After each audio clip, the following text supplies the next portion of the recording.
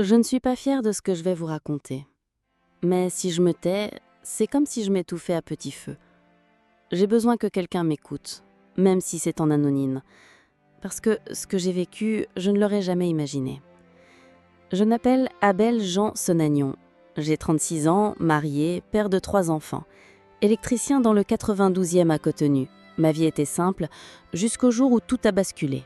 Quand la petite sœur de ma femme est arrivée du village, je pensais qu'elle allait juste aider, rester quelques semaines, puis repartir.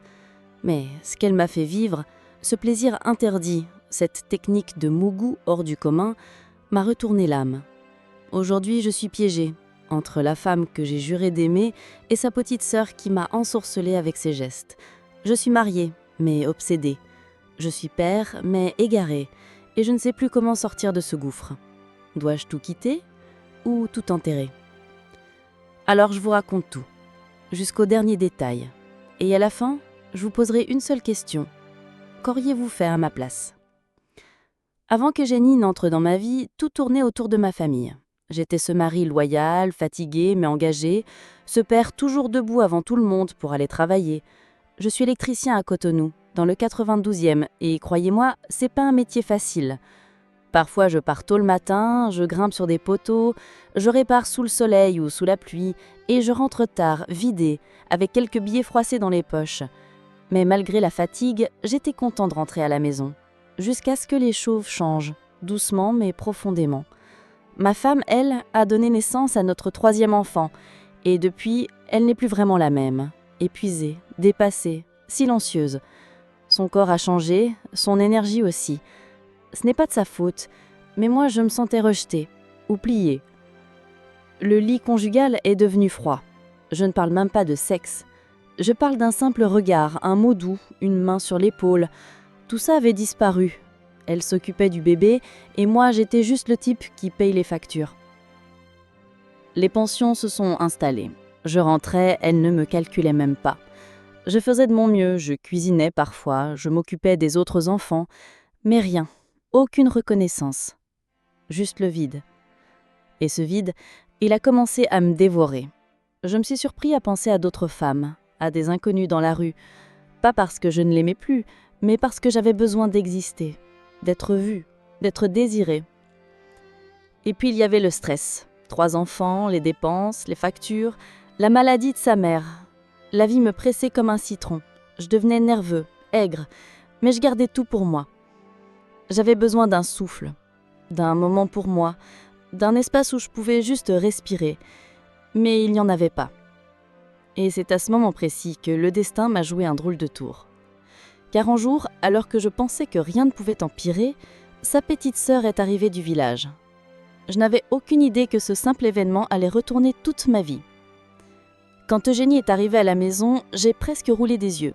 Une fille du village, 19 ans à peine, envoyée pour aider sa grande sœur qui venait d'accoucher. Je m'attendais à une gamine maladroite, réservée, invisible. Elle est descendue du bus avec un petit sac, des habits froissés, des sandales usées, et un regard doux mais distant. Rien de séduisant au départ, juste une fille tranquille, timide, effacée. Mais les jours ont passé, et j'ai commencé à la voir autrement, subtilement, lentement. Ça commençait par sa démarche, une manière de marcher un peu chaloupée, puis ses gestes dans la maison, sa manière de se pencher pour balayer, de s'étirer pour prendre un plat. Son corps, que je n'avais pas remarqué au début, commençait à m'obséder.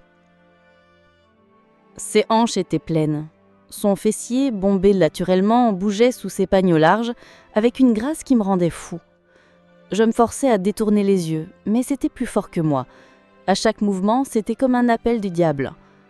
Je devenais nerveux. En sa présence, je bafouillais, je transpirais. Mon cœur s'emballait pour rien. J'essayais de rester professionnelle, de rester dans mon rôle de mari. Mais la vérité, c'est que je ne voyais plus en elle la petite sœur de ma femme. Je voyais une femme, une tentation, un fruit défendu. Je commençais à guetter ses entrées et sorties. Je ralentissais mes pas pour croiser les siens. J'écoutais le bruit de ses sandales, juste pour savoir où elle était. Et le soir, dans mon lit froid, je pensais à elle, à son odeur, à sa peau. Je me haïssais, mais je recommençais chaque nuit. Elle, de son côté, restait distante, respectueuse. Elle m'appelait tonton, me regardait à peine. Mais parfois son regard croisait le mien l'espace d'une seconde.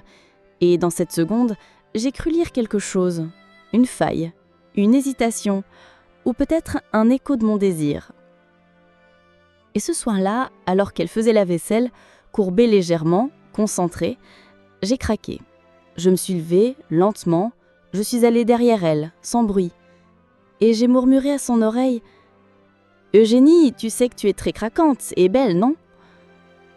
Quand j'ai murmuré à son oreille, Eugénie a sursauté. Elle s'est retournée d'un seul coup, le regard choqué, presque blessé. Ses mains tremblaient un peu, l'eau ruisselait encore de ses doigts. « Tonton, qu'est-ce que tu racontes ?» m'a dit-elle, la voix ferme. « Arrête ça, s'il te plaît. Je suis venue pour aider ma sœur, mais pas pour entendre ces bêtises. » Je me suis senti idiot, petit, pris en flagrant délit de faiblesse. Mais au lieu de reculer, une partie de moi s'est braquée. J'ai souri bêtement, puis j'ai quitté la cuisine sans dire un mot. Ce soir-là, j'ai mal dormi. Pas parce que j'étais rejetée, mais parce que ce rejet, loin de m'arrêter, m'avait excité encore plus. Le lendemain, elle faisait comme si de rien n'était. Elle m'évitait, parlait à ma femme, s'occupait des enfants, faisait le ménage. Mais moi, je la regardais encore plus. Je notais chaque détail. Sa bouche légèrement entr'ouverte quand elle se concentrait, la courbe de son cou quand elle s'étirait, la finesse de ses doigts. J'étais accro, déjà, et j'avais franchi une première limite. Pourtant, je n'ai pas ralenti. J'ai recommencé. Un soir, elle pliait du linge dans le salon. Je me suis assis à côté d'elle et j'ai repris. « Eugénie, écoute-moi bien. Je sais que tu n'as pas l'habitude d'entendre ce genre de choses, mais tu me rends fou. Je ne pense qu'à toi. » Elle a reculé doucement. Pas de panique, pas de cri, juste un malaise. Son visage s'est durci. « Je ne suis pas comme ces filles-là, tonton. Et en plus, tu es le mari de ma sœur. Respecte-moi. » Ces mots étaient clairs. Sa voix tremblante, mais déterminée. Et moi, je devais arrêter là. Mais j'étais déjà trop loin. Le désir avait pris le dessus. Et le fait qu'elle ne dise rien à ma femme me donnait une impression de pouvoir, comme si son silence était une faille que je pouvais exploiter. Je devenais calculateur, opportuniste. Chaque jour, je cherchais une ouverture, un moment de faiblesse, une faille dans sa défense. Je savais que j'étais en train de sombrer, mais je ne voulais pas m'arrêter. Je voulais qu'elle cède, je voulais qu'elle soit à moi. C'est quand j'ai compris que ses refus ne devenaient plus aussi tranchants que j'ai osé franchir la ligne rouge. Elle ne m'avait pas dénoncée. Elle me fuyait, mais elle restait. Et dans ses yeux, parfois, je croyais voir quelque chose qui ressemblait à de la peur. Mais pas que. Ce soir-là, je suis rentrée avec une enveloppe. Dedans, 100 000 francs CFA. Pas un cadeau innocent, pas une aide. C'était une offrande, un piège, un test. J'ai attendu qu'elle soit seule dans la chambre, en train de plier ses affaires. Je me suis assis sur le lit et j'ai lui étendu l'enveloppe. « C'est pour toi. Prends. Tu peux t'acheter ce que tu veux avec ça. » Elle m'a regardée, longtemps. Elle ne comprenait pas, ou plutôt, elle comprenait trop bien. Ses mains sont restées figées sur le tissu qu'elle pliait. « Tonton, tu es sérieux là ? C'est quoi ça ? Tu veux acheter mon corps ?»« Non, ai-je répondu. Je veux juste te faire plaisir. Tu le mérites. » Elle a baissé les yeux. Elle n'a pas dit un mot. Puis elle a tendu la main, doucement, lentement. Et elle a pris l'enveloppe. « Ok, » a-t-elle murmuré. Mais personne ne doit jamais savoir. Mon cœur battait à toute vitesse. J'avais du mal à respirer. À ce moment précis, j'ai su que tout venait de changer. Ce soir-là, elle est sortie de la salle de bain, cheveux mouillés, habillée d'un simple pagne noué sur la poitrine. Elle ne m'a pas regardée. Elle est venue s'asseoir près de moi, silencieuse. Je ne savais pas quoi faire, par où commencer. J'étais tendue, nerveux, mais excitée comme jamais. Et puis, elle a posé sa main sur ma cuisse. Ce qu'elle a fait ensuite, je n'aurais jamais imaginé ça d'elle. Elle est passée de jeune fille timide à femme assurée. Chaque geste, chaque mouvement était maîtrisé. Elle savait comment toucher, comment faire monter la tension. Elle n'était pas là pour tester, elle était là pour dominer. Ses mains étaient précises, sa langue un arme. Elle me connaissait déjà comme si elle avait lu mon corps avant moi.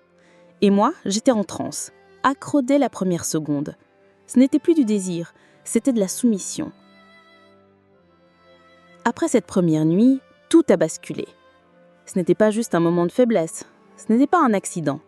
C'était le début d'une obsession. Eugénie n'était plus la jeune fille réservée de village. Elle avait changé. Ou peut-être qu'elle s'était révélée. Une fois qu'elle avait accepté, elle ne faisait plus semblant. Elle m'attendait, me provoquait. Elle savait exactement ce que je voulais et elle me le donnait mieux que je n'aurais jamais imaginé. Je lui achetais des choses, des sous-vêtements, du parfum, des petits téléphones. Elle ne demandait rien, mais elle acceptait tout. Et en échange, elle me tenait. Je ne vivais plus que pour ça. Le jour, j'étais électricien, le soir, j'étais son jouet. Dans la maison, on se frôlait à chaque instant. Dans la cuisine, elle laissait tomber un ustensile juste pour se baisser devant moi. Dans le couloir, sa main frôlait mon entrejambe comme un accident. Et parfois, quand ma femme allait allaiter dans la chambre, Eugénie venait me coller dans le salon, juste pour me rendre fou. Je lui ai demandé de ne plus porter de sous-vêtements ou de robe sous le trou. Elle a accepté. Chaque fois qu'elle passait près de moi, je savais qu'il suffisait d'un geste, d'un regard. On a commencé à avoir nos petits codes. Des signaux, des rendez-vous dans la salle de bain, derrière la porte de la cuisine, même à côté de la chambre conjugale.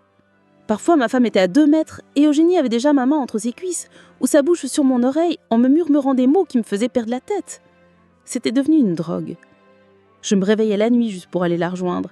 Je me trouvais des excuses pour rentrer plus tôt de travail. Je mentais à ma femme, à mes enfants. Tout ce qui comptait, c'était elle. Et le pire, c'est qu'elle le savait. Elle me contrôlait, avec son corps, avec sa manière de me regarder quand elle soussait ses doigts, avec sa manière de m'appeler tonton, même quand j'étais en elle. J'étais piégée, volontairement, heureux et honteux à la fois, mais je ne pouvais plus m'arrêter. Un jour, je me suis perpris à me demander si je l'aimais. Pas juste sexuellement, pas juste pour le plaisir, mais profondément. Comme un homme peut aimer une femme au point de vouloir tout sacrifier pour elle. C'était insensé, mais c'était réel. Quand je regardais ma femme, je ne voyais plus que la fatigue, la distance. Quand je regardais Eugénie, je voyais une nouvelle vie. Une femme jeune, pleine d'énergie, qui me faisait me sentir vivant. Avec elle, j'avais l'impression d'exister à nouveau, d'être désirée, de revivre. Alors un soir, après l'amour, allongée sur le lit dans la chambre d'amis, je lui ai dit « Et si on partait, juste toi et moi, loin ? On se disparaît, on va à Togo, en Côte d'Ivoire, peu importe, on recommence à zéro. » Elle a resté silencieuse. Puis elle a tourné la tête vers moi, sans sourire, sans surprise. « Tu es sérieux là ? Tu veux vraiment abandonner ta femme et tes enfants ?»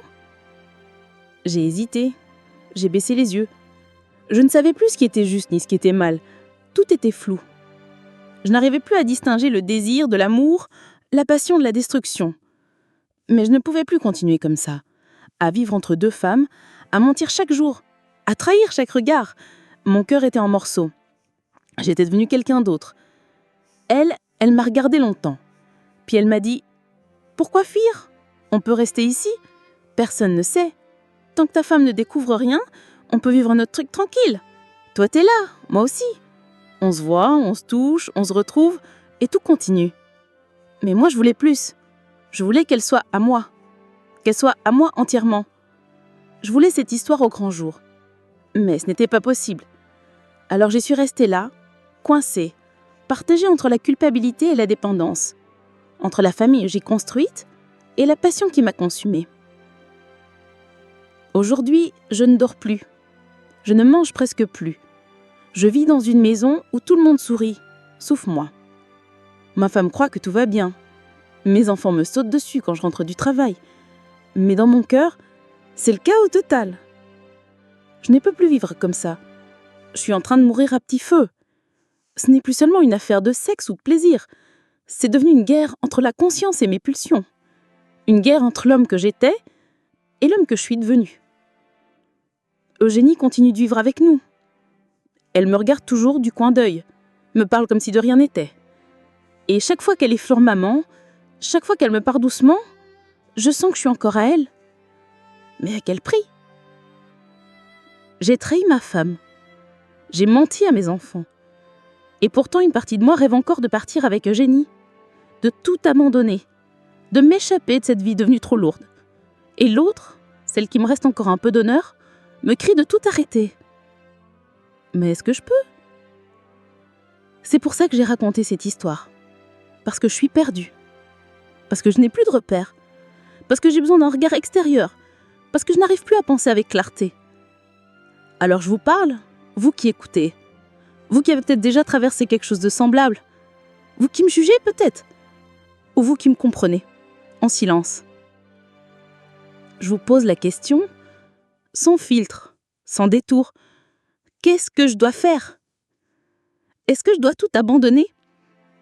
Quitter ma femme, mes enfants et partir avec Eugénie? Ou est-ce que je dois couper court, tout arrêter, affronter la douleur et essayer de sauver ce qui reste de ma famille? Donnez-moi vos avis en commentaire. Je veux savoir, je veux comprendre. J'ai besoin de vous. Parce que moi, seule, je n'y arrive plus.